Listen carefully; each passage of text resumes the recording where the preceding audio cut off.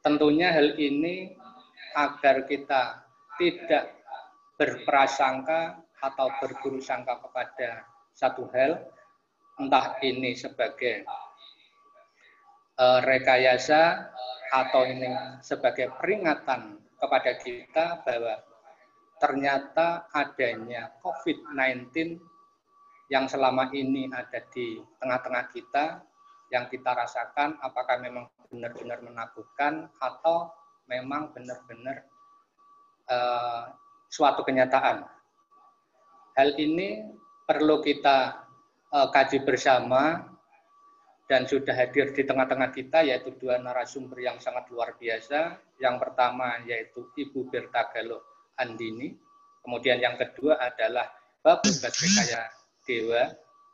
Mudah-mudahan dengan adanya dua narasumber ini bisa memberi pencerahan kepada kita semua, khususnya kepada lapisan masyarakat yang ada di tengah-tengah pandemi COVID-19 ini.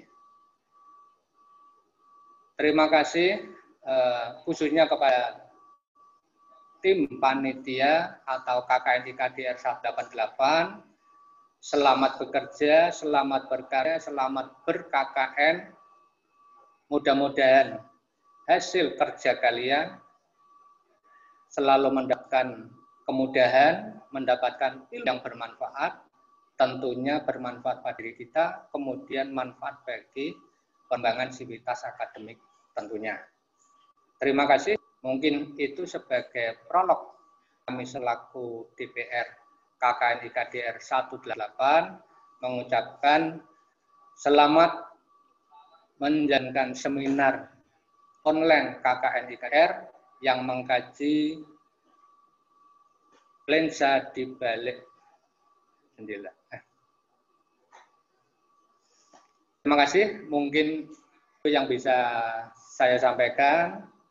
Mudah-mudahan para peserta bisa melaksanakan, bisa mengikuti hingga paripurna.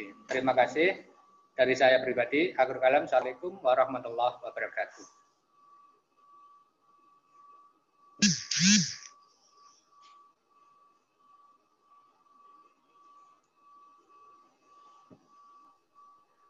Baik, terima kasih kepada Nur Ahmad atas sambutannya.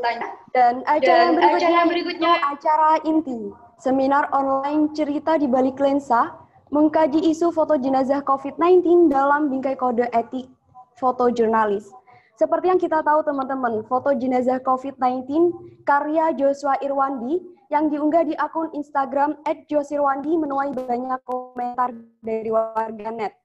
Bahkan beberapa influencer juga ikut mengomentari dan mengkritisi, salah satunya yaitu musisi Anji.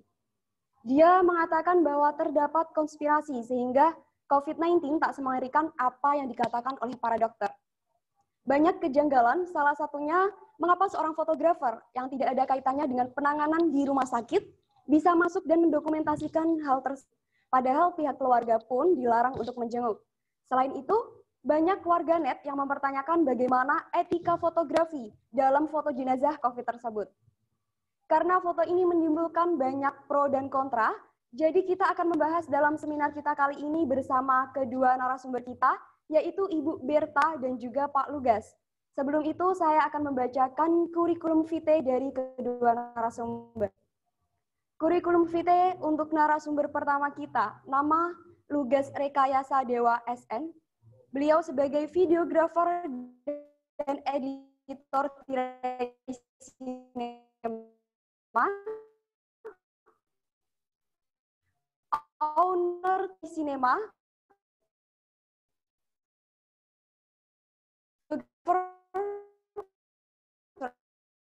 kita, narasumber kedua kita, satu televisi dan film isi Surakarta, S2 pengkajian dan penciptaan isi Surakarta, dan profesi beliau sebagai pengamat dan pengkaji media audiovisual. Langsung saja kepada Ibu Berta dan juga Pak Lugas kami persilahkan.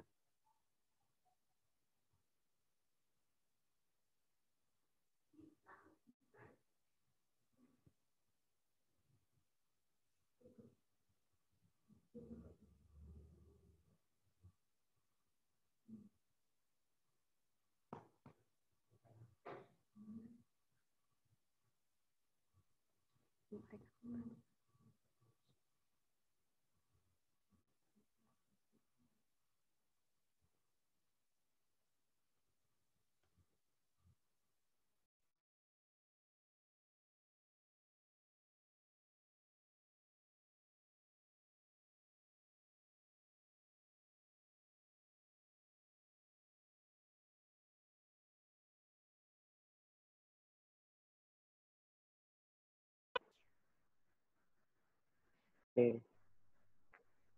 Untuk suaranya terdengar jelas apa enggak ya?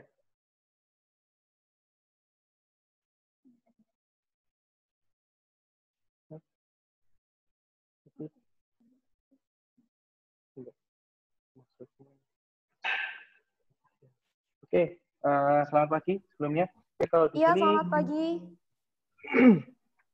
sebelumnya kita nanti akan membahas secara dasar fotografi jurnalistik serta kode etiknya. Mungkin nanti kita karena waktunya Pak, cuma 30. Iya. Pak Lugas, mohon maaf, suaranya kurang jelas, Pak Lugas. Oke, bentar. Iya. Mungkin. Sudah jelas atau belum? Atau masih kurang jelas? Udah. Oke, udah lumayan jelas, Pak. Oke. Di sini karena saya sendiri apa itu namanya dari pekerja seni ya, dan dulu juga beberapa sudah di TV nasional di Jakarta, dan TV-nya juga kebetulan di news itu di TV One yang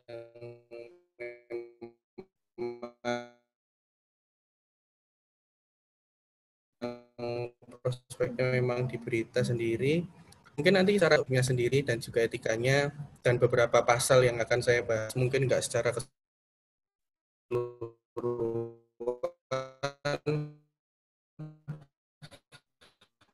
hanya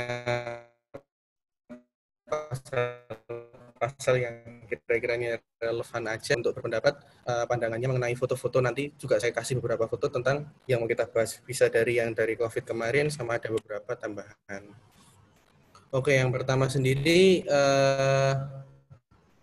yang di Indonesia itu ada yang namanya masalah kemerdekaan, dan pers adalah hak asasi manusia yang dilindungi sama Pancasila, dan itu benar-benar ada dasar undang-undangnya. Untuk undang-undangnya sendiri,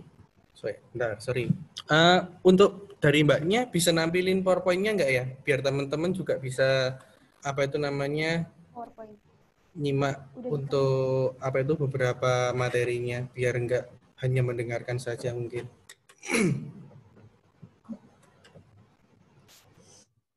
Ayo, Pak, bentar, Pak.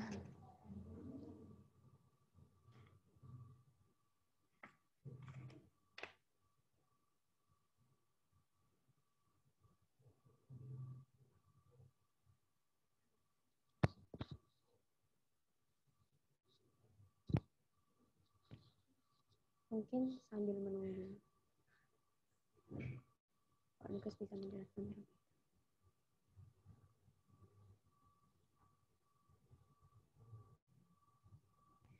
Mohon maaf, Pak Lukas, ini PowerPoint-nya masih menunggu. Mungkin Pak Lukas bisa menjelaskan sedikit dulu gitu.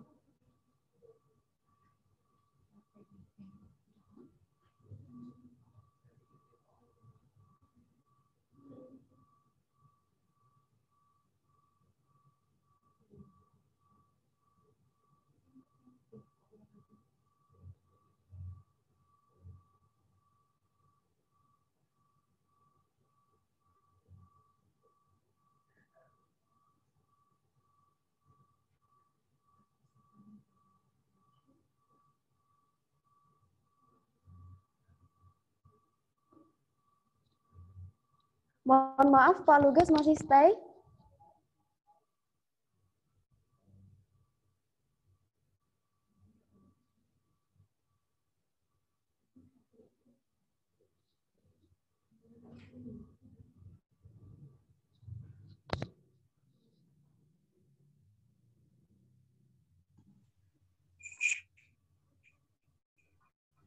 Mohon maaf, audionya dari Pak Lugas masih di mute dari pihak panitia. Oke. Tolong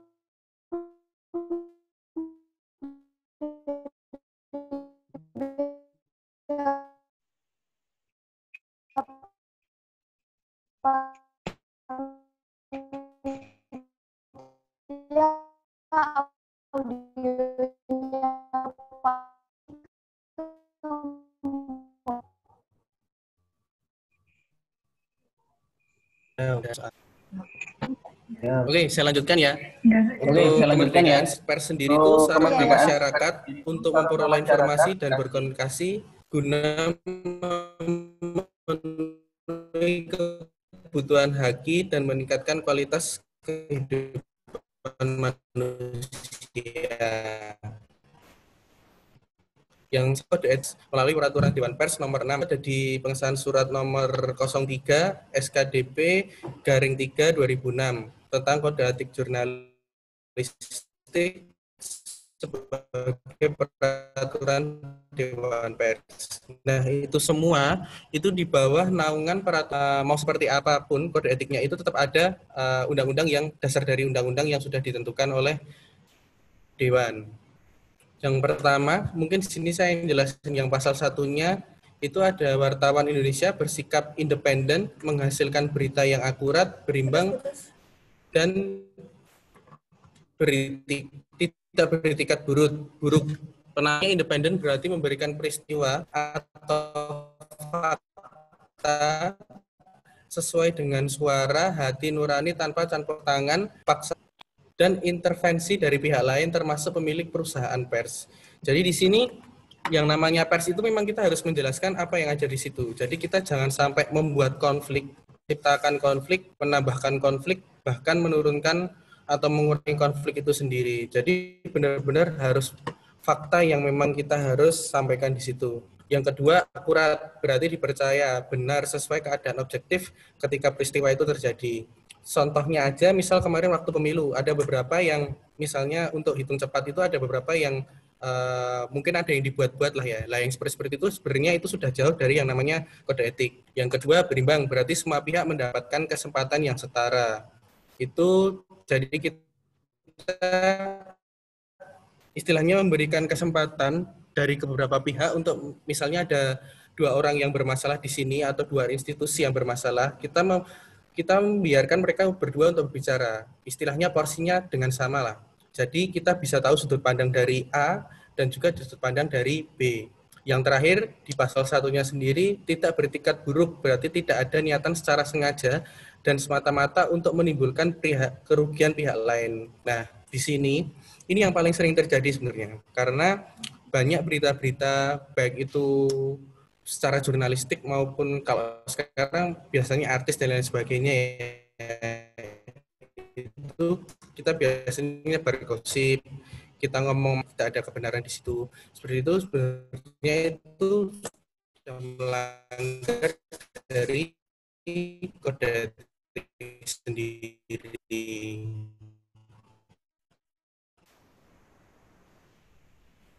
Yang kedua, ini ada beberapa. Yang pertama, kita harus punya kartu pers yang jelas, menunjukkan identitas kepada narasumber.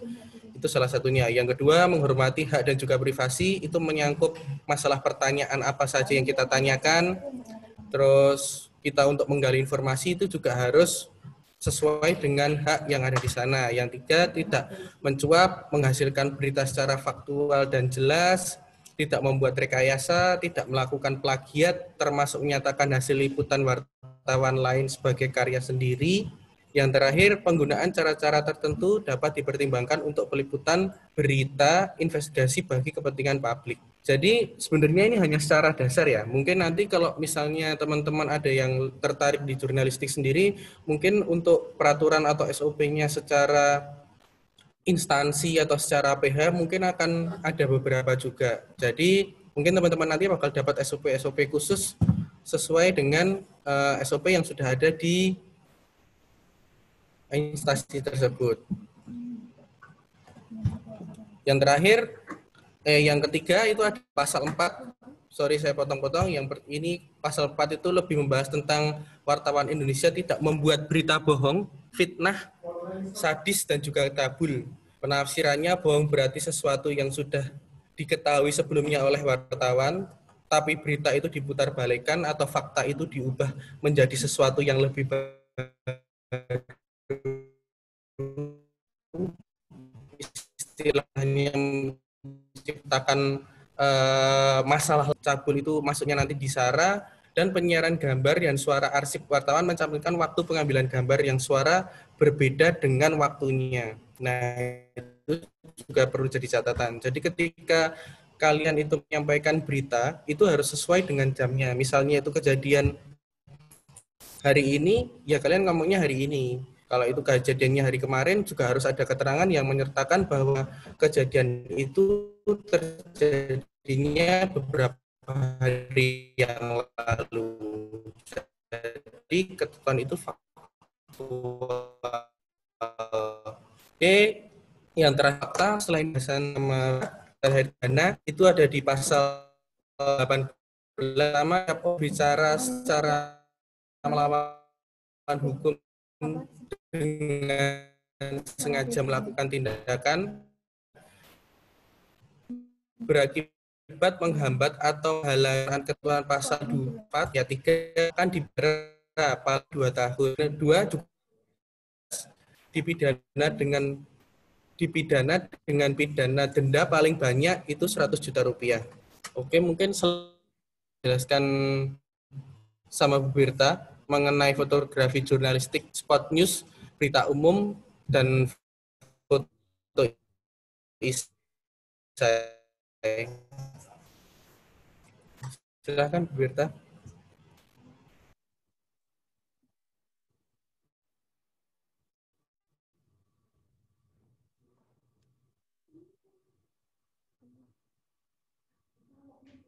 Kamu Pak Lugasnya Bilang mati. Udah nyala, udah masuk. Ya, nggak bisa. Masih di mute dari sana Kak kamu tanya. Udah.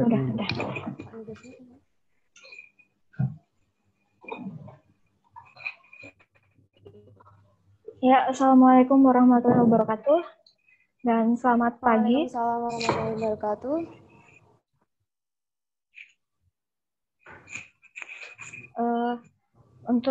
Untuk PowerPoint-nya,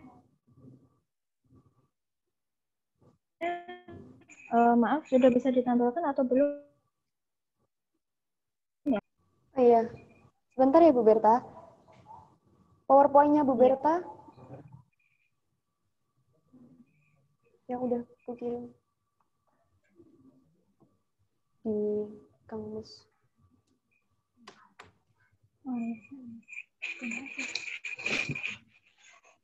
Ya, pada bagian saya ini akan menjelaskan tentang fotografi jurnalistik yang tentunya teman-teman semua juga sudah paham ya tentang fotografi jurnalistik.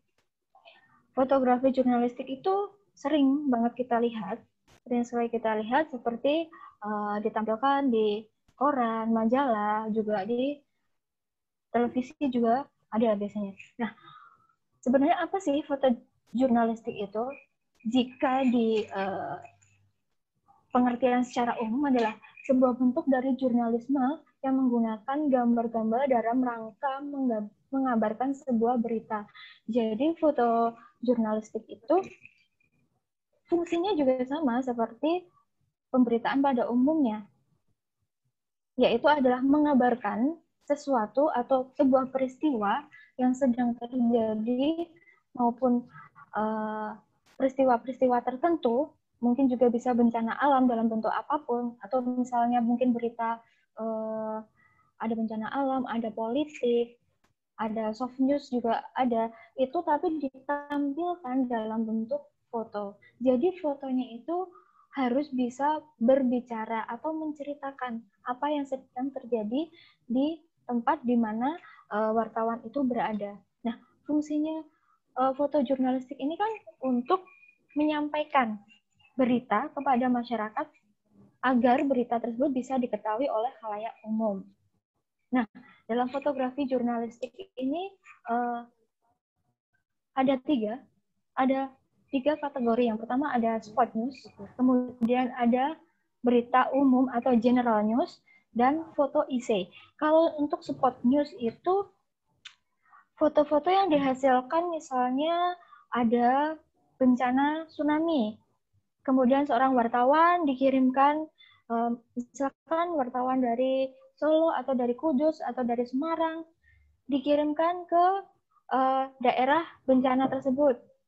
Ada tsunami, kemudian di sana seorang jurnalis tersebut mengambil beberapa gambar atau foto yang terkait dengan peristiwa tersebut, sesuai dengan sudut pandang dari wartawan. Mereka mau mengambil sudut pandang dari mana? Bisa misal dari korban, bisa juga dari bentukan alamnya atau kenampakan alamnya. Itu spot foto. Jadi foto yang diambil di tempat kejadian. Kemudian yang kedua ada general news atau berita umum. Itu adalah berita-berita yang biasa kita konsumsi sehari-hari.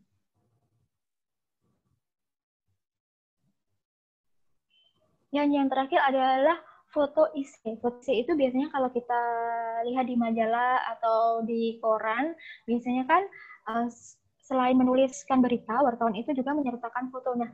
Foto itu bagian dari tulisan atau berita yang dituliskan oleh wartawan tersebut. Nah, begini ya teman-teman.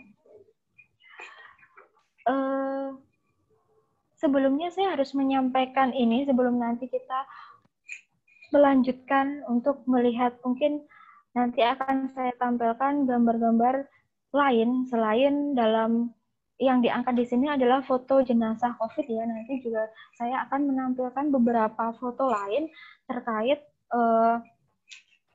yang serupa, misalnya serupa dari berbagai negara, dari berbagai tempat. Nah, sebelumnya kita sebagai seorang penikmat atau orang yang melihat, kita itu harus bisa mengkotak-kotakkan atau memisahkan hal-hal apa saja yang sedang kita lihat. Kita tidak bisa melihat apapun langsung menjudgment, tapi kita harus bisa memisah-misahkan dulu. Kenapa begitu? Karena kita, dalam konteks fotografi ini, kita tidak bisa menyamakan fotografi jurnalistik ini dengan jenis fotografi lain secara umum. Tidak bisa fotografi jurnalistik ini kita pandang sama seperti foto-foto landscape misalnya, atau foto-foto model misalnya. Mungkin dia akan ranahnya akan masih dekat ya dengan foto human interest. Tetapi itu juga tidak bisa begitu saja kita sejajarkan, karena foto jurnalistik ini memiliki core-nya sendiri atau memiliki tempatnya sendiri.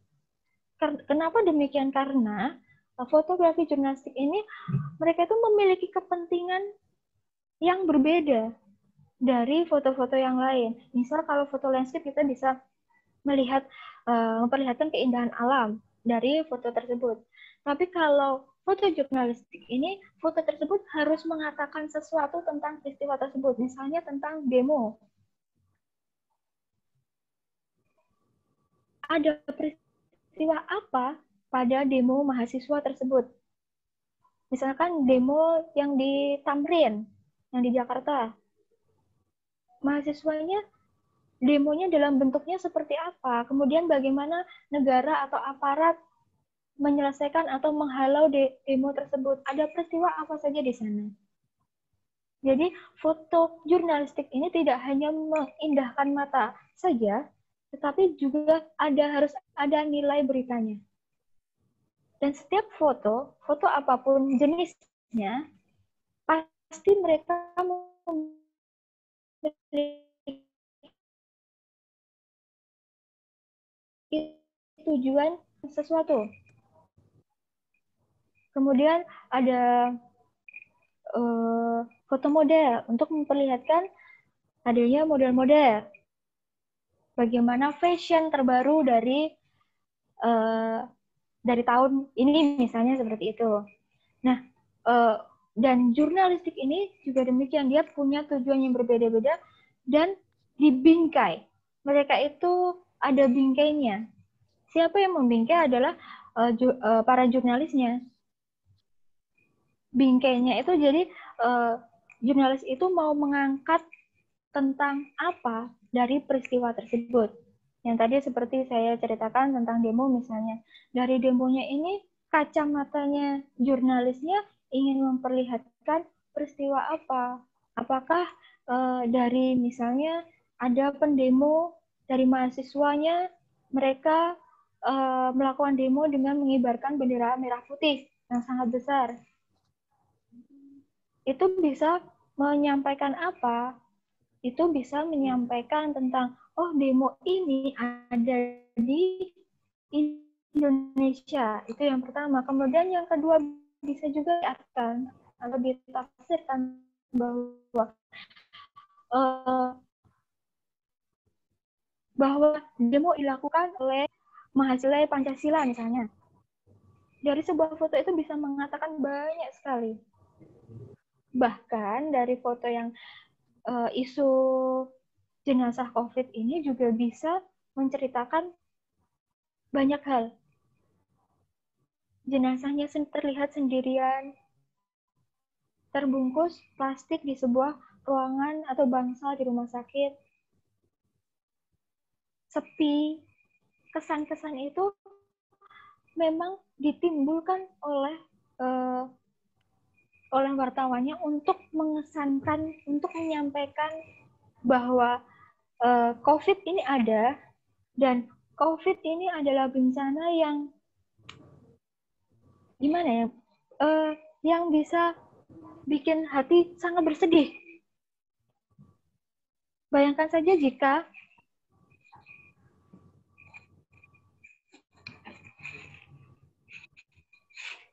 ini dari tanah. Untuk PowerPoint-nya bisa slide 8 dulu. Terima kasih. Ya, saya lanjutkan lagi. Iya. Nah, banyak sekali yang bisa diungkapkan dari sebuah foto. Jadi, ini contoh yang saya bilangkan dari background yang saya bikin di PowerPoint-nya itu. Nah, yang saya bicarakan tadi mengenai demo. Nah, PowerPoint. Kemudian, seorang jurnalis ini, ketika kita bertanya kenapa ada di berbagai tempat yang berbahaya misalnya, tidak semua orang misalnya bisa menjangkau tempat tersebut. Nah, itu karena jurnalis ini mendapatkan privilege khusus di lokasi-lokasi berbahaya. Karena untuk apa ya tadi? Untuk perwakilan mata dan telinga publik.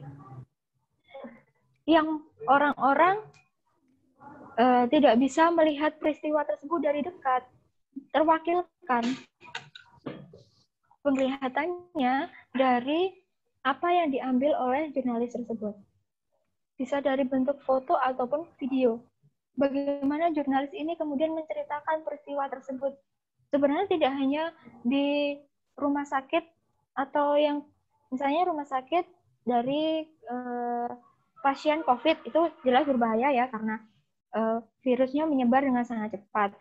Tapi bisa kita lihat di perang misalnya, wartawan perang. Perangnya itu ada perang yang antar negara. Kemudian ada juga yang perang suku misalnya. Misalnya juga ada banyak tempat-tempat berbahaya yang seharusnya orang biasa tidak memiliki akses, tapi jurnalis itu memang dia memiliki kartu pers. Kartu pers itu yang biasanya didapatkan hanya para jurnalis saja, karena mendapatkannya memang tidak mudah, ya memang harus jurnalis yang terdaftar saja yang memiliki kartu pers tersebut, dan kartu itu sebagai akses untuk seorang jurnalis bisa masuk kemanapun. Misalkan ada pengadilan tertutup, ada sidang di MPR DPR. Orang-orang biasa tanpa kartu pers juga tidak bisa masuk, tidak bisa melihat secara real. Tetapi para wartawan ini diundang untuk bisa menyaksikan secara langsung dan nanti disampaikan kepada masyarakat luas. Nah, seperti itu. Kemudian untuk next, bisa next ya. Oke, terima kasih. Nah,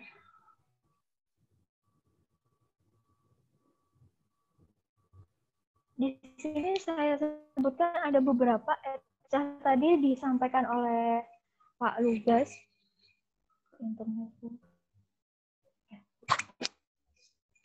Tadi disampaikan oleh Pak Lugas.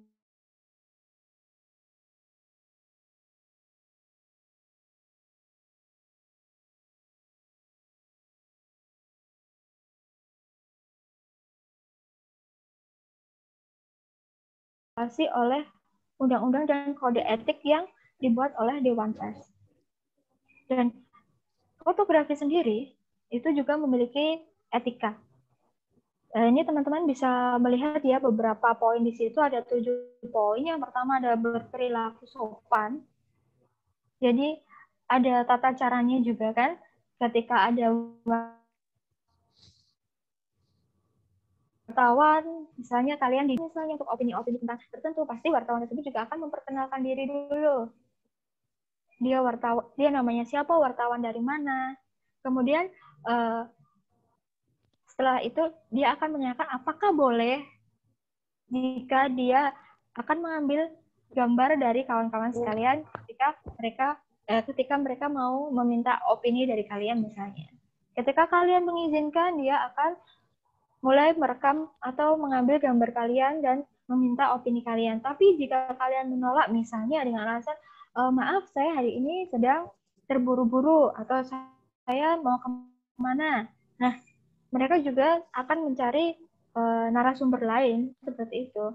Jadi mereka tidak semena-mena memaksa kalian. Jadi harus ada izin dari orang yang mau diambil gambarnya atau diambil opininya, dimintai opininya. Kemudian yang kedua adalah menyesuaikan diri dengan kondisi objek. Itu dapat membawa diri pada momen-momen tertentu.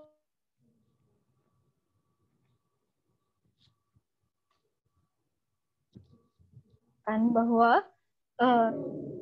seorang jurnalis itu tidak boleh mengambil foto ketika berkabung, karena mungkin saja yang mengalami ini adalah keluarga pejabat, misalnya dia adalah orang yang penting dalam dunia politik, kemudian orang yang penting di mata masyarakat, pasti jurnalis juga akan meliputnya. Boleh mengambil, tetapi dengan etika tertentu. Misalnya kenapa menggunakan lensa tele? Karena fotonya diusahakan mengambil fotonya dari jarak jauh, tidak berdekatan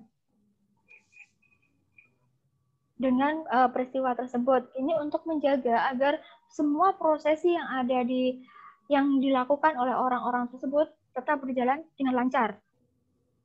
Sebenarnya tidak hanya mungkin momen berkabung saja, misalnya ketika ada kecelakaan lalu lintas, seorang wartawan juga tidak boleh mengambil dari dekat ketika para tenaga medis sedang menolong korban misalnya. Jadi seorang jurnalis itu harus bisa mengkondisikan bagaimana dia tetap bisa bekerja, menyampaikan berita kepada khalayak tanpa harus mengganggu dari aktivitas orang-orang yang ada di dalam foto tersebut atau yang menjadi objek ataupun subjeknya.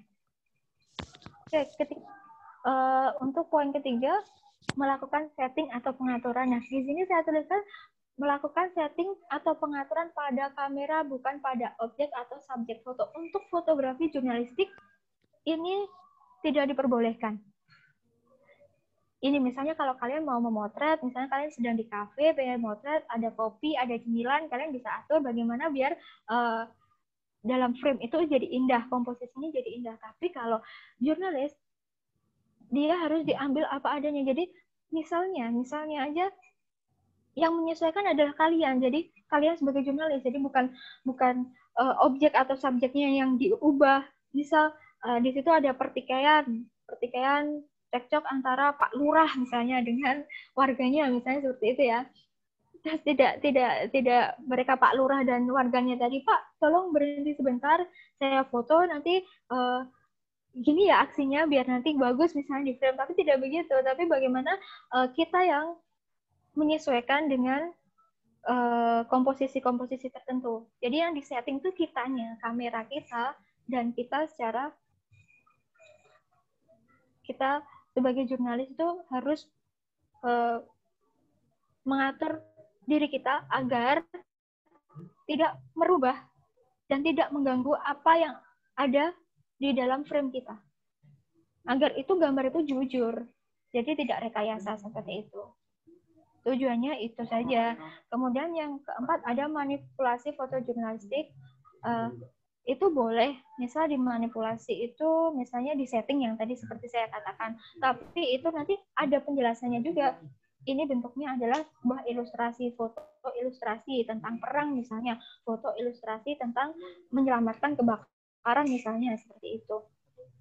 Kemudian untuk yang poin 5, mengubah cerita dalam foto adalah haram, ya kan? Itu seperti yang pada poin 3 yang sudah saya jelaskan tadi. Kemudian batas pengeditan pun juga seminimal mungkin. Boleh hanya saturasinya saja mungkin. Dan peraturan dalam mengambil gambar pada lokasi tertentu. Jurnalis ini harus mematuhi peraturan tertentu. Ada 3, di sini ada tempat umum, kemudian ada gedung pemerintahan yang memiliki aturan khusus, misalnya gedung DPR, istana, dan yang ketiga ada ruang pengadilan. Nah, jadi memang etika fotografi atau hukum-hukum yang ada di Indonesia ini berbeda dengan di negara-negara lain. Dan bagi jurnalis di setiap negara, mereka memiliki mematuhi peraturannya masing-masing. Misalnya seperti di Australia, walaupun di tempat umum, jurnalis di sana tidak dengan mudah bisa memotret sembarang momen. Karena untuk momen tertentu yang ada anak kecilnya, dilarang untuk dipublikasi. Karena hukum di sana sangat melindungi anak-anak agar tidak jadi objek publikasi secara berlebihan gitu. Oke, bisa di next ya. Nah, ini foto, nanti kita memiliki sebentar 1 2 3 4, ada sekitar 4 foto yang bisa kita bahas bersama, foto-foto tersebut ya. Yang pertama ini fotonya dia terlihat ada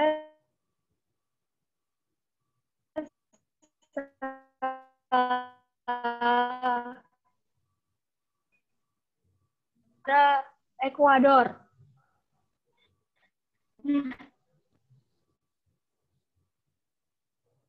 Fotonya dengan yang diambil oleh foto dari jenazah COVID yang ada di Indonesia ya, cuman tempatnya berbeda. Kalau yang jenazah COVID kemarin ada di rumah sakit dan yang ini ada di sebuah trotoar.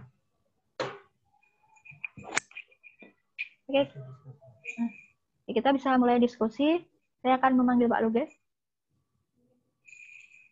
Ya. Terima kasih Pak Luges atas kehadirannya membahas foto. Pak Luges masih termute. Ya. Terima kasih Bu Gita.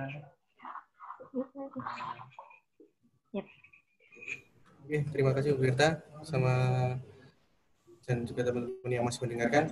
Intinya di sini ada beberapa gambar, mungkin nanti boleh di scroll ke bawah aja dari pihak panitia. Boleh dibaca sendiri untuk keterangannya biar lebih jelas. Di sini kita mau discuss aja ya, karena kalau menurut saya sendiri mungkin dari teman-teman juga ada pandangan mengenai foto-foto yang ada ini. Ini saya memang sengaja pilih ada 4 foto. Mungkin dari pihak panitia bisa bantu untuk scroll fotonya satu persatu. Untuk yang di slide nomor 11 ada foto anak kecil sama burung itu, boleh di scroll ke bawah, saya minta tolong. Minta tolong untuk panitia. foto yang kedua.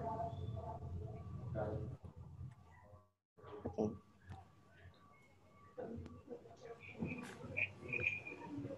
Kalau ini sendiri fotonya judulnya Starving Child and Vulture, ini tahun 1993. Foto ini diambil ketika krisis kelaparan yang ada di Sundan, Ethiopia. Untuk momennya sendiri ini ada di fotografer di National Geographic juga sama. Teman-teman boleh lihat dulu, dicermatin untuk fotonya ini. Mungkin kita tunggu dulu aja. Oke, boleh foto yang selanjutnya. Next.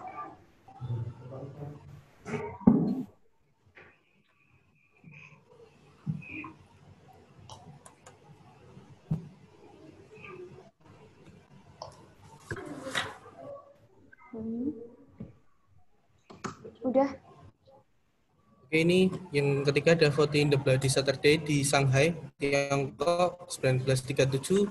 Foto ini diambil setelah pengeboman Jepang menyerang Shanghai di tengah hari pada hari Sabtu 28 Agustus 1937. Fotografernya ini dari Tiongkok, H.S. Wong, melihat seorang bayi sendiri di jalur kereta api dengan ibu terbaring mati di dekatnya. Oke, bisa dicermati dulu untuk teman-teman foto yang ini, The Bloody Saturday. Oke, boleh lanjut ke slide selanjutnya, foto selanjutnya. Oke. Next.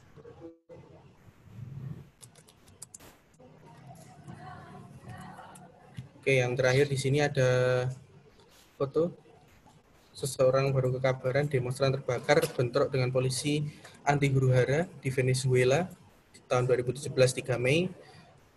Momen ini diabadikan oleh Ronaldo Smith, seorang jurnalis media Prancis, Agence France Presse. Foto tersebut meraih penghargaan World Press Photo of the Year tahun 2018. Oke, apa itu namanya?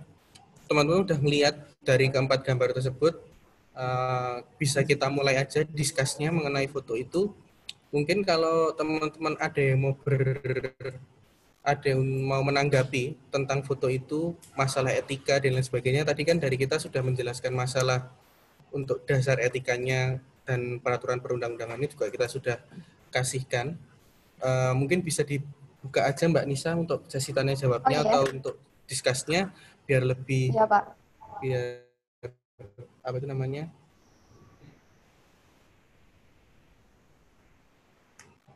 Biar lebih baik Pak, enak terima untuk kasih. diskusinya. Ini bisa langsung ke sesi tanya jawab gitu ya Pak ya? Ya, kalau teman-teman mau berpendapat masalah fotonya itu kepada juga Ibu bisa. Berta dan juga Pak Lu. Tanya jawab untuk bertanya di grup WhatsApp yang sudah disediakan oleh panitia.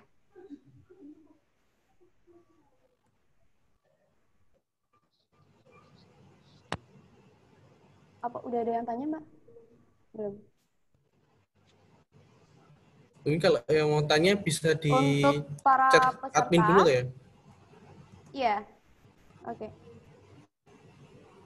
Untuk para peserta, dipersilakan untuk bertanya di grup WhatsApp yang sudah disediakan oleh panitia.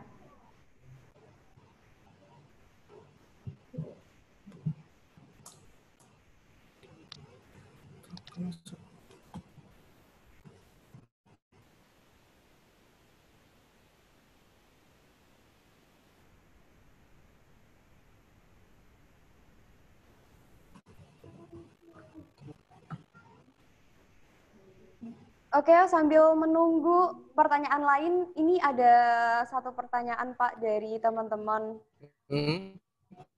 peserta seminar online untuk foto yang ke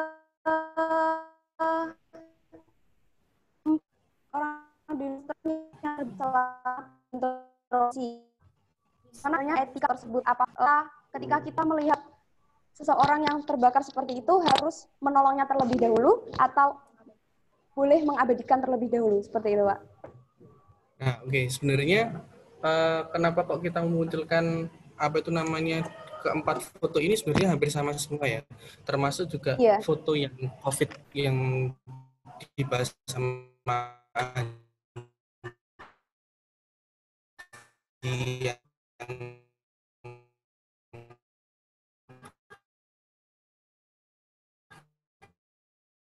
di situ itu rasanya ini sih itu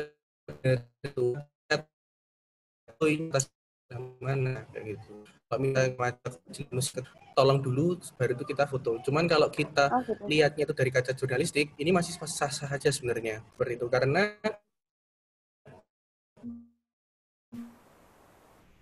kalau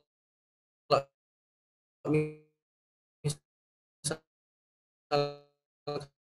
memang kayak dan sudah dikumpulkan. Cuman kan pertanyaannya kemarin, kenapa sih foto yang tersebar di National Geographic itu ada pro dan kontranya gitu. Yaitu kembali lagi dari kacamatanya tadi, semisal itu kita lihat dari kemanusiaan jelas nggak manusiawi. Cuman kalau kita lihat dari maksudnya, mungkin kan karena banyak beberapa masyarakat Indonesia juga sekarang mulai tidak peduli ya, apalagi sudah ada istilah new normal. Jadi ada beberapa yang sudah nggak pakai masker, yang sudah kemana-mana, kerumunan sudah ada di mana-mana juga. Nah, itu tadi mungkin dengan adanya foto itu jadi sebuah teguran. Jadi betapa istilahnya itu, betapa kasihannya lah orang yang apa itu namanya terkena pasien COVID itu sendiri. Jadi ya, kalau menurut saya, kalau dari segi jurnalistik itu masih sah saja sih. Cuman yang kemarin jadi pro-nya itu kan karena mungkin kenapa kok pasien dari apa itu keluarga dari pasien itu sendiri tidak diperbolehkan masuk, sementara wartawan yang dari luar negeri diperbolehkan masuk. Kalau menurut saya itu mungkin sudah ada perjanjian ya, mungkin dari mau dari pihak rumah sakit atau mungkin dari negara sendiri sudah diizinkan mungkin tentang bab itu, dan mungkin juga itu bertujuan sama juga untuk menunjukkan apa itu namanya betapa mengerikannya wabah COVID ini sendiri. Kan ada yang beranggapan, yang apalagi yang di teori-teori konspirasi seperti itu kan ada yang beranggapan bahwa COVID itu nggak ada atau COVID itu mungkin tidak berbahaya ini. Itu silakan. Cuman kan kenyataannya ternyata COVID itu memang sebegitu mengerikannya gitu loh. Jadi mungkin karena adanya foto itu, orang-orang jadi bisa sadar ternyata wabah ini benar-benar serius, dan di Indonesia sekarang juga itu juga baru naik-naiknya. Kalau untuk yang foto kedua sendiri itu sebenarnya, kalau untuk foto yang kedua itu ada anak kecil dan juga burung gagak itu sendiri, sebenarnya itu juga sama sih kalau kita mau lihat.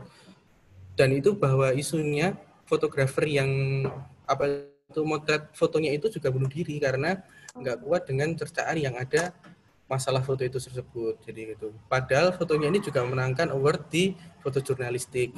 Makanya sebenarnya tinggal cara kita memandang sih tentang apa itu namanya, cara kita memandang tentang hasil karya foto itu sendiri. Jadi kita nggak bisa menelan mentah-mentah. Makanya tadi kan ada istilahnya kita harus menanyakan dari seorang fotografernya juga, kenapa kok mengambil gambar seperti itu, dan baru kita bisa ngasih timbal balik lah. Jadi ada dua arah, kita nanya dari fotografernya, kita nanya dari tempat rumah sakitnya, mungkin bisa tahu sebenarnya apa yang dimaksudkan oleh si fotografer kayak gitu. Jadi jangan terlalu memutuskan sendiri lah istilahnya. Kalau ada foto ini, wah ini foto ini kurang etis misalkan, lah kamu memandangnya dari mana misalkan. Ya mohon maaf ya, misalkan ada foto yang mau melihatkan keindahan seorang wanita misalkan, secara nggak langsung kalau misalnya kita ngelihat dari sisi kacamata agama, jelas itu sara maksudnya jelas itu pornografi, maksudnya itu jelas sudah tidak manusiawi lah untuk dipertontonkan, apalagi nanti misal dilihat anak kecil dan lain sebagainya. Cuman kalau itu dilihatnya dari seorang seniman yang benar-benar mau memperlihatkan sebuah keelokan tubuh wanita dan lain sebagainya, atau ternyata perubahan tubuh wanita misalkan dari usia yang 20 sampai menjadi tua, akhirnya dibentuk sebuah potret dan dimuseumkan atau dipamerkan, atau sebuah video perjalanan hidup dari wanita cantik menjadi tua, itu menurut saya nggak masalah gitu. Karena ya itu tadi, saya ngelihatnya dari kacamata saya sebagai seorang senimannya itu tadi. Cuman kalau kita ngelihatnya dari kacamata kemanusiaan, kayak tadi saya balik ke masalah yang foto orang demo terbakar, itu kita harus menolong dulu atau kita harus memotret dulu, itu kembali lagi kita mau menyampaikan apa sebenarnya. Kembali lagi sekarang media yang paling ampuh untuk mengirimkan informasi sekali lagi kan audiovisual. Semisal nih nggak ada foto seperti itu kan juga kita nggak tahu bahwa ada demo. Kayak kemarin misalkan tsunami di Aceh beberapa tahun yang lalu, semisal itu nggak ada berita, kita juga nggak tahu bahwa di situ ada tsunami, dan tsunami itu benar-benar menghancurkan hampir seluruh Aceh dan lain sebagainya. Kalau dilihat secara kemanusiaan juga sebenarnya kurang etis kita ngelihat saudara-saudara kita istilahnya ada yang dikubur secara massal, dikasih tanpa harus ada liang yang dipisah-pisah. Sebenarnya kalau kita ngelihatnya dari sisi kemanusiaan juga nggak etis, tapi secara nggak langsung kita juga butuh beritanya itu sendiri. Jadi gitu. Mungkin kalau dari saya itu sih pandangan tentang kode etik itu sendiri. Mungkin nanti bisa ditambahkan sama Bu Berta. Silakan Bu Berta. Terima kasih Pak Lupis. Jadi saya sekedar menambahkan saja ya tadi dari sudut pandangnya Pak Lupis tadi seperti itu. Kalau dari sudut pandang saya tentunya begini ya, dalam kondisi apapun seorang jurnalis itu dia juga sebagai manusia yang pasti punya perasaan, punya keetisannya sendiri untuk menempatkan diri. Mereka juga pasti berpikir bagaimana caranya dia bisa mengambil momen ini, tapi dia juga paling tidak harus bisa membantu sesama manusia. Jadi karena foto ini atau foto ataupun video itu bentuknya frame kan, kita tidak bisa melihat luar frame tersebut. Misalnya biasanya nih kalau dalam wartawan gini kan mereka berangkat tidak sendirian, pasti juga dari beberapa media lain. Nah, mereka biasanya ada beberapa wartawan yang sudah bersiap untuk menolong, dan beberapa wartawan lain juga ikut. Wartawan yang lain itu mereka berusaha mendokumentasikan peristiwanya. Jadi mereka tidak kehilangan dua-duanya. Mereka tidak kehilangan momennya dan juga tidak kehilangan keetisan dirinya sebagai manusia. Seperti itu. Seperti di slide nomor 12. Bisa diperlihatkan ya. Slide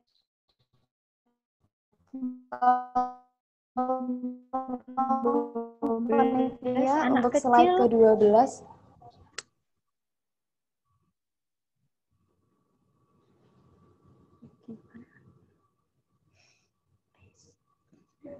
Tentang etika, tentang itu. Sudah Bu Berta, slide 12. Untuk slide 12 ini diperlihat sekian detik foto itu di.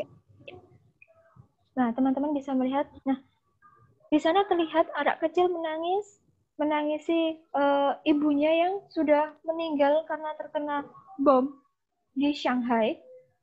Foto itu diambil sekian detik ya sebelum ditolong. Jadi tidak lama.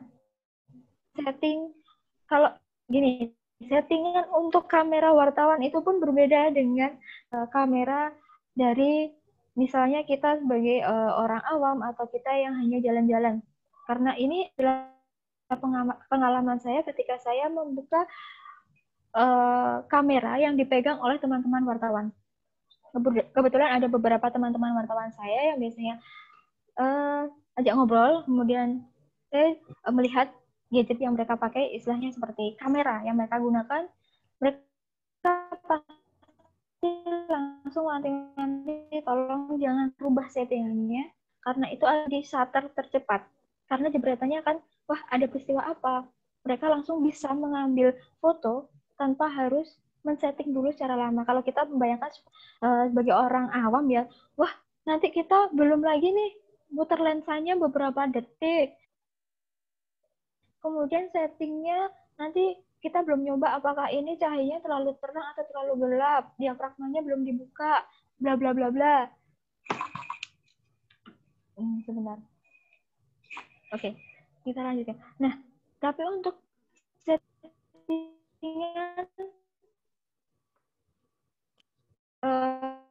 kamera yang dibawa oleh, dan settingan itu sudah setelah disetting sendiri oleh wartawan, kemudian diautokan. Jadi settingan itu akan bisa dia bawa ke poin lagi. Misalnya tadi untuk peristiwa-peristiwa tertentu, wartawan itu tetap bisa mengambil foto dari kejauhan juga. Entah misalnya foto anak-anak ini atau misalnya foto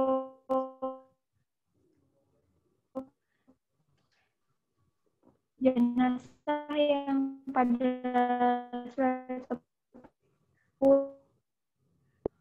nah, kalau kita memikirkan apa yang di bawah sana ada banyak orang, yang pastinya orang-orang itu pun juga akan menolong demonstran tersebut ketika terbakar. Mungkin di beberapa foto-fotonya yang lain bisa dilihatkan lokasinya secara keseluruhan. Misalnya ternyata wartawannya ada beberapa kilo, beberapa meter, mungkin 500 meter. Dan wartawan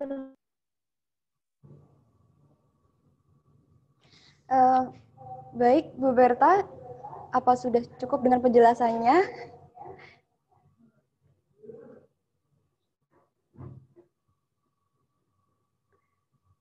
Bu Berta masih stay?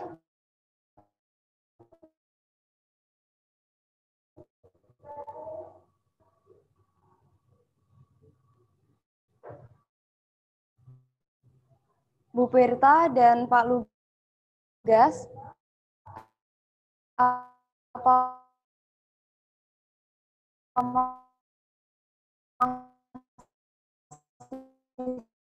stay? Untuk teman-teman Bu Berta sama Pak Lugas masih stay? Unmute lagi. Sudah? Mohon maaf teman-teman di sini, karena saya tidak bisa mengendalikan mute dan tidaknya audio karena yang mengendalikan dari pihak panitia semua ya. Jadi saya harus konfirmasi dulu. Maaf kalau memang dari tadi sedikit terputus-putus. Oke, kita lanjutkan lagi. Oke. Bu Berta, ini ada pertanyaan dari peserta. Iya. Untuk pertanyaan selanjutnya, ya, dari bentar Bu Berta.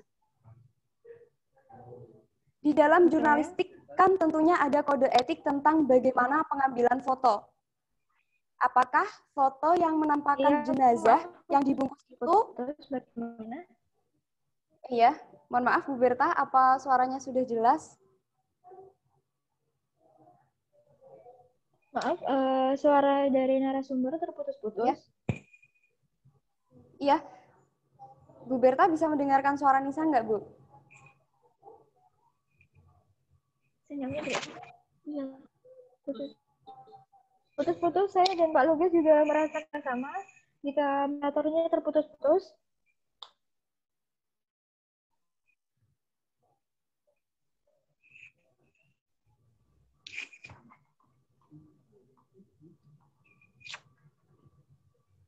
Iya, Bu Berta, ini ada pertanyaan dari peserta. Iya. Iya, dari Sebastian, dari Kaloka. Pertanyaannya, di dalam jurnalistik, kan tentunya ada kode etik tentang bagaimana pengambilan foto. Apakah foto yang menampakkan jenazah yang dibungkus itu tidak menyalahi kode etik jurnalis yang terlalu vulgar dalam pengambilan gambarnya? Dan mungkin pemikiran orang yang melihatnya itu bisa salah penafsiran dalam famil. Seperti itu, Bu. Ya, bisa jelas atau putus-putus seperti moderator mungkin. Ini suara saya, ataukah sudah jelas? Sudah jelas. Oke. Jadi begini, memang hukum di berbagai tempat itu berbeda-beda. Maksudnya hukum bukan yang secara general, atau ini lebih ke norma. Kita membicarakan lebih ke norma. Norma di setiap daerah bahkan itu berbeda-beda. Misalnya dari Jawa dengan Aceh misalnya itu juga sangat berbeda-beda. Nah, untuk vulgar, kita bisa garis bawahi tadi tentang vulgar. Tadi yang sudah dijelaskan oleh Pak Lugas ada di pasal nomor berapa ya Pak ya tadi Pak? 40.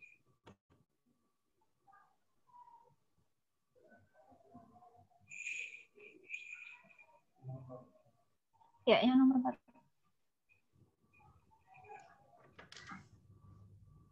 Oke, sebentar.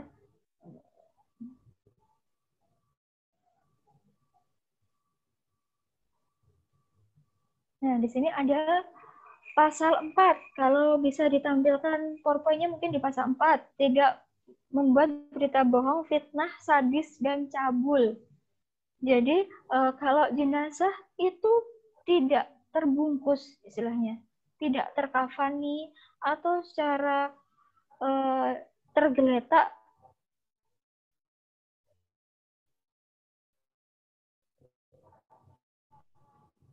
tapi sudah bungkus secara istilahnya kan dia sudah memakai baju dengan sangat rapi. Itu kalau dari sudut pandang saya ya, itu tidak termasuk dalam kategori yang vulgar karena dia bentuknya sudah sangat rapi dan terawat. Itu yang paling penting karena jenazah itu tadi terawat, berarti kan orang melihat berarti oh istilahnya jenazah ini dia dirawat dengan baik dan diperlakukan dengan baik begitu. Kemudian untuk norma ya, kalau kita membicarakan norma, kita tidak bisa mencampur adukkan misal dengan agama ya kan, karena kalau secara agama apa saja misalnya jenazah itu memang tidak baik diperlihatkan secara jelas seperti itu. Tapi kan kita kembali lagi pekerjaan kita atau wartawan ini adalah orang yang bekerja untuk memperlihatkan berita atau jenazah tersebut ada beritanya. Kita harus menampilkan peristiwa itu secara nyata ke masyarakat. Jadi ketika mungkin ada beberapa bagian ketika mungkin korban kecelakaan itu pasti akan di-blur ya, tapi ketika dia bentuknya sudah sangat rapi, saya kira itu masih aman untuk dilihatnya, kecuali untuk beberapa orang tertentu yang mungkin mereka mengalami fobia atau bagaimana. Nah, itu kan ada di kondisi yang lain. Dan untuk sebenarnya foto-foto yang di sini tidak semuanya saya tampilkan karena memang ada beberapa yang ditampilkan secara sadis dan hanya dimasukkan dalam bab tertentu yang kita harus registrasi misalnya seperti itu untuk bisa mengakses gambar-gambar tersebut. Mungkin untuk selanjutnya bisa pendapatnya dari Pak Lugas mungkin tentang pertanyaan tadi. Ya, silakan untuk Pak Lugas.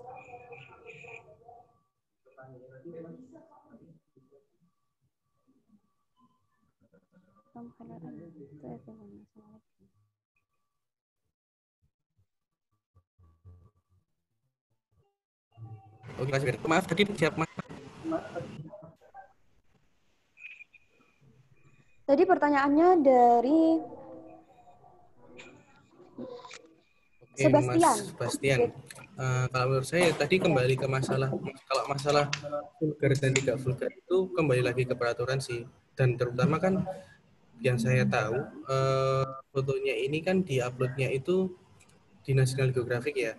dan dari yang mengklaim karyanya tersebut kan juga dari pihak National Geographicnya juga. Yang pertama, kalau secara nalarnya kita bisa berpikir kalau foto itu sampai diizinkan untuk keluar, berarti kan sudah ada kesepakatan antara dua belah pihak, mungkin dari pihak Indonesia dan juga dari pihak si National Geographicnya sendiri, kayak gitu.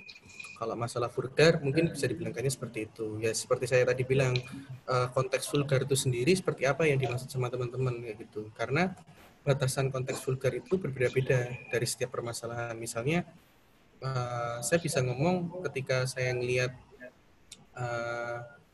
misalnya kayak tadi ibu-ibu yang sama anaknya yang baru dibuang aja, ketika itu difoto, kalau saya ngeliat itu secara saya awam lihatnya, saya juga bisa bilang kalau itu vulgar dan itu tidak berkemanusiaan juga, karena seharusnya kalau kita sesuai dengan manusiawan, kita kan harus bisa menolong si bayi itu dengan segera.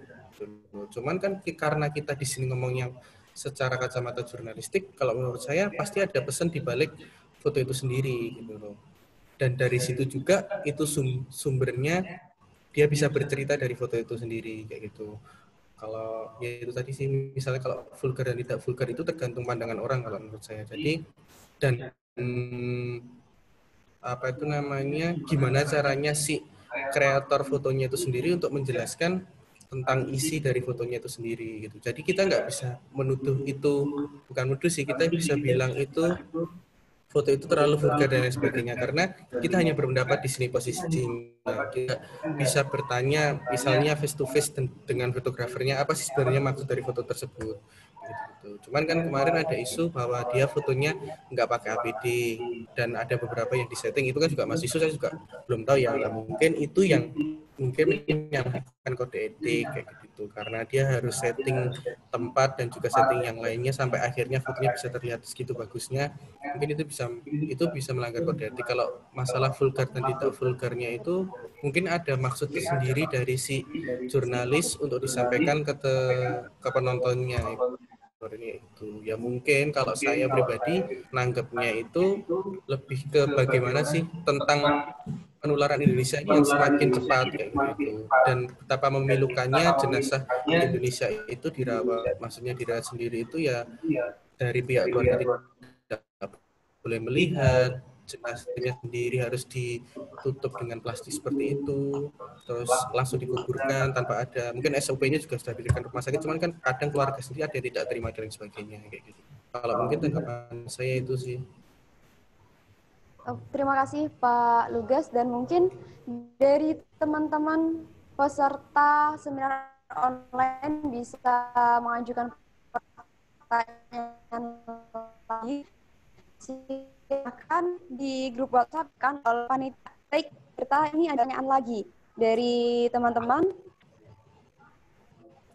Pertanyaannya dari Teatif dari Ganendra. Pertanyaannya berarti untuk foto jurnalistik seperti contoh jenazah itu tergantung sudut pandang jurnalistik dan kemanusiaan, dan apakah itu baik untuk publik? Seperti itu, Pak. Gimana, Pak? Bisa diulangi lagi? Ya, untuk pertanyaannya saya ulangi lagi. Untuk foto jurnalistik seperti contoh jenazah itu tergantung sudut pandang jurnalistik dan kemanusiaan. Apakah itu baik untuk publik? Nah, sekarang gini Mbak, misalkan kalau kita ngomongkan masalah kebaikan untuk publik, itu sudah, istilahnya kita bisa nyortir lah, tentang pendapat seorang tentang sebuah karya seni ya misalkan. Contoh paling simpelnya tuh, sekarang YouTube aja lah. YouTube itu ada kontennya yang mulai dari untuk anak-anak sampai ke yang dewasa ibaratnya.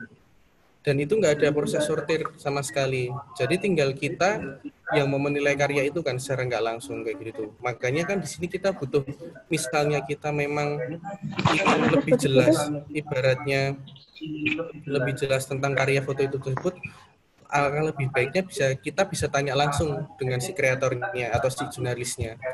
Jadi kita bisa paham tentang apa itu namanya, apa yang dimaksud sama si jurnalis kayak gitu. Kalau kita masangnya itu baik atau tidak secara publiknya, itu kembali ke publiknya lagi, menilainya seperti apa. Jadi kita nggak bisa membatasi tentang penilaian orang sekarang. Misalnya aja ada channelnya PM Buang misalkan, channelnya cuma seperti itu, tidak mendidik dan lain sebagainya. Ada orang yang berpikiran seperti itu. Tapi buktinya juga ada beberapa orang yang benar-benar ngefans sama PM Buang misalkan. Atau artis A atau artis B gitu. Karena ya yang memilah antara itu pantas dan tidak pantas itu sebenarnya dari kita sendiri juga kayak gitu. Yang menilai itu sebuah vulgar atau tidaknya itu juga dari kita. Kalau saya berpendapat seperti itu. Mungkin Bu Berta ada pandangan lain? Untuk kali ini pandangan saya terima kasih. Untuk kali ini saya setuju karena semuanya memang diklasifikasikan sendiri-sendiri. Misalnya untuk televisi saja kan memang ada klasifikasi, ada jam pagi, jam siang, jam sore untuk keluarga, dan juga ada jam malam yang mungkin untuk dewasa ya. Dan ini untuk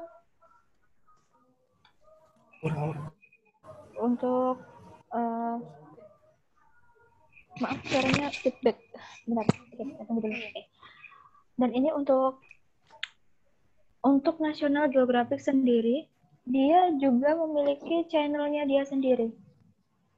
Dia punya majalahnya sendiri, kemudian dia punya websitenya sendiri. Yang tentu saya bicarakan bahwa sebenarnya ada masih banyak foto-foto, kalau kalian mau menonton foto-foto yang vulgar atau istilahnya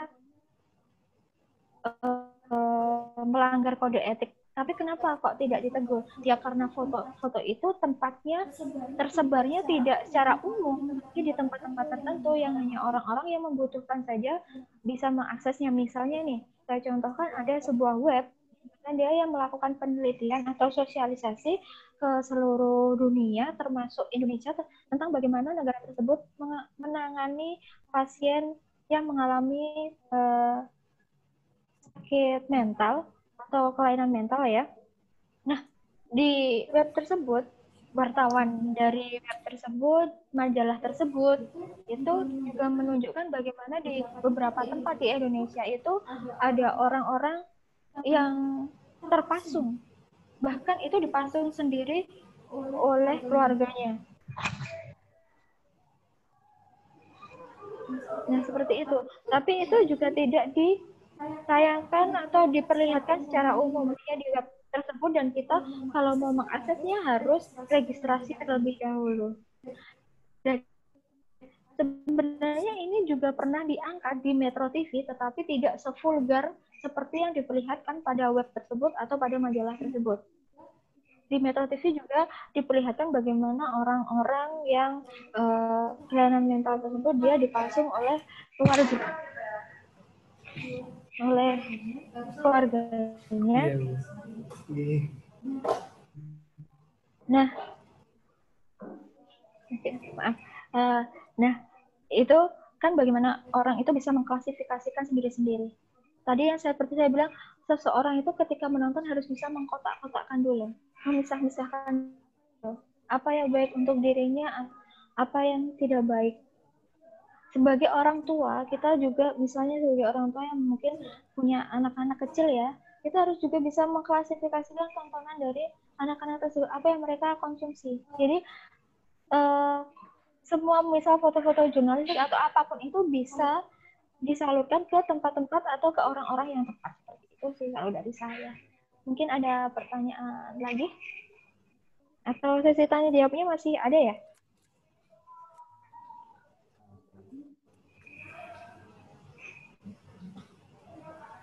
Baik Bu Berta, ini mungkin ada sedikit pertanyaan lagi. Ya, untuk penanya terakhir bisa dijelaskan dari Bu Berta atau Pak Lugas, bagaimana atau apa hukum bagi seorang fotografer yang menyalahi kode etik seperti itu?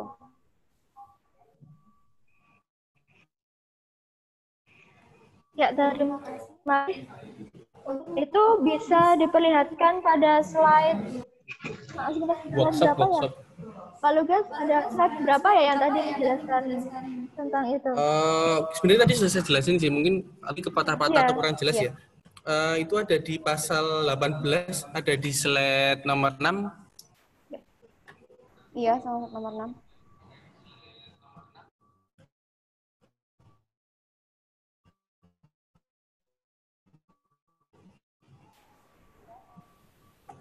Slide. Sudah? Sebentar. Oh oke. Kelihatannya tadi ada salah teknis untuk pengirimannya ya. Oke, saya bacakan Slide aja. 7. Oh, slide 7, sorry. Slide 7, Slide slide 7. 7. Iya, Nah ini sebenarnya untuk ketentuan pidananya sendiri sudah ada di pasal 18. Itu yang pertama, setiap orang yang secara melawan hukum dengan sengaja melakukan tindakan yang berakibat menghambat atau menghalangi pelaksanaan ketentuan pasal 4 ayat 2 dan ayat 3 dipidana dengan pidana penjara paling lama 2 tahun atau denda paling banyak sekitar 500 juta rupiah. Yang kedua, perusahaan pers yang melanggar ketentuan pasal 5 ayat 1 dan ayat 2 serta pasal 13 dipidana dengan pidana denda paling banyak itu 500 juta rupiah. Yang ketiga, perusahaan pers yang melanggar ketentuan pasal 9 ayat 2 dan pasal 12 dipidana dengan pidana denda paling banyak 100 juta rupiah. Oke, sebelumnya di sini mungkin saya minta maaf ya karena kita nggak bisa menampilkan secara lengkap untuk masalah pasal-pasalnya ini. Mungkin nanti kalau teman-teman ada yang minta, kita bisa share untuk ketentuan pasarnya itu via grup. Karena tadi kan saya mikirnya mungkin karena waktunya nggak cukup juga, hanya diberi waktu sekitar 30-45 menit. Jadi saya hanya menyampaikan yang inti-intinya saja. Mungkin itu sih kalau untuk masalah ketentuan hukum pidananya, nanti bisa saya kirim untuk yang pasal 5, terus pasal 4 sama pasal 9-nya. Baik, terima kasih Bu Berta dan Pak Lugas. Dan kami mohon maaf sekali untuk para peserta yang mengajukan pertanyaan karena kita waktunya sudah habis. Jadi kita cukupkan seminar kita sampai di sini. Jadi inti dari apa yang disampaikan oleh Ibu Berta dan juga Pak Lugas adalah fotografi jurnalistik tidak bisa disamakan dengan fotografi-fotografi lain. Para fotografi jurnalistik memang mempunyai wewenang dan sudah mempunyai izin untuk mengambil foto tersebut, seperti foto jenazah COVID-19 dari Joshua Irwandi dan juga foto-foto yang sudah kami share tadi ya di PPT.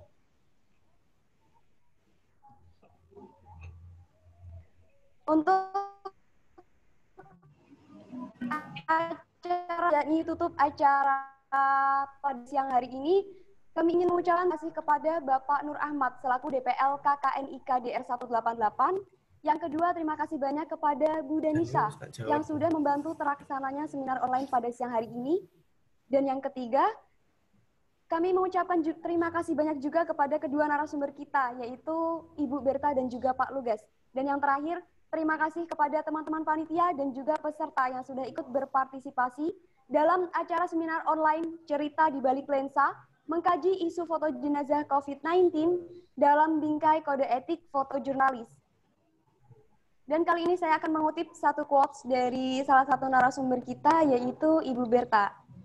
Don't shoot what it looks like, shoot what it feels like. Terima kasih, saya Khairunisa selaku moderator pamit undur diri, dan mohon maaf apabila kata-kata yang kurang berkenan. Wassalamualaikum warahmatullahi wabarakatuh.